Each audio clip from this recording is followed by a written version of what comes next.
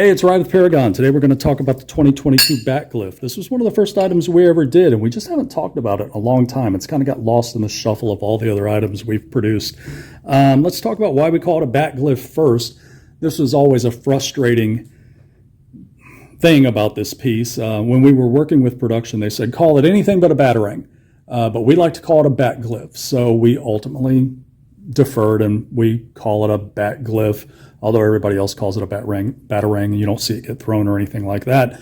But yeah, for no particular reason, somebody just chose to call it a glyph, and that's what it is. But the idea was this was going to be a two-piece kind of utilitarian Swiss Army knife prop of sorts.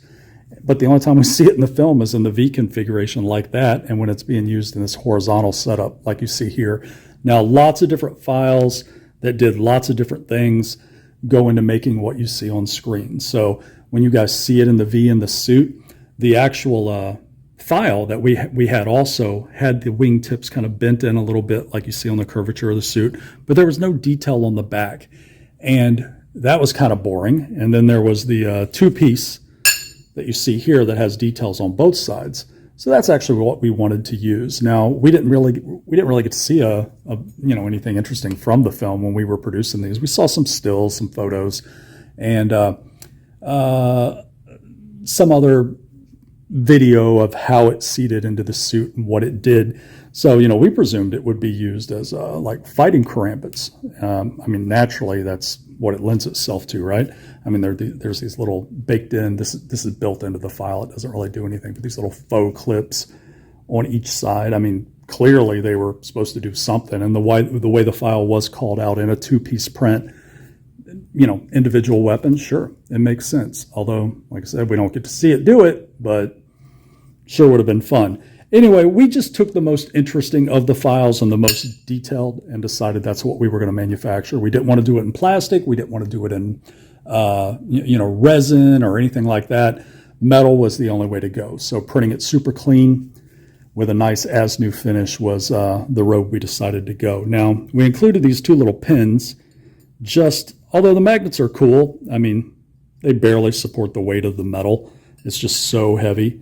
So we include these little pins if people do want to kind of hang in this horizontal setup like this. Or, if you want to pull it apart and display it in the, kind of the telltale V configuration, that option's available to you too. These stands back here it doesn't come with this. This is just something, this is how we display it at shows or around the office. We've got this online for free, the file that is. So if you have the ability to cut one, the file's out there for you.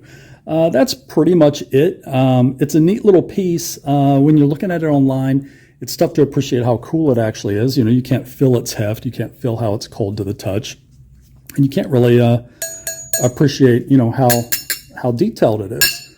But it's just such a fun piece. And like I said, it's kind of gotten smothered out by all the other things that we've made. We made so many pieces in the first couple of years that we just kept moving on, talking about whatever was new. But for some of our older stuff that we've moved on from, it is nice to revisit every once in a while and kind of talk about how we got there with it. So anyway, there you go.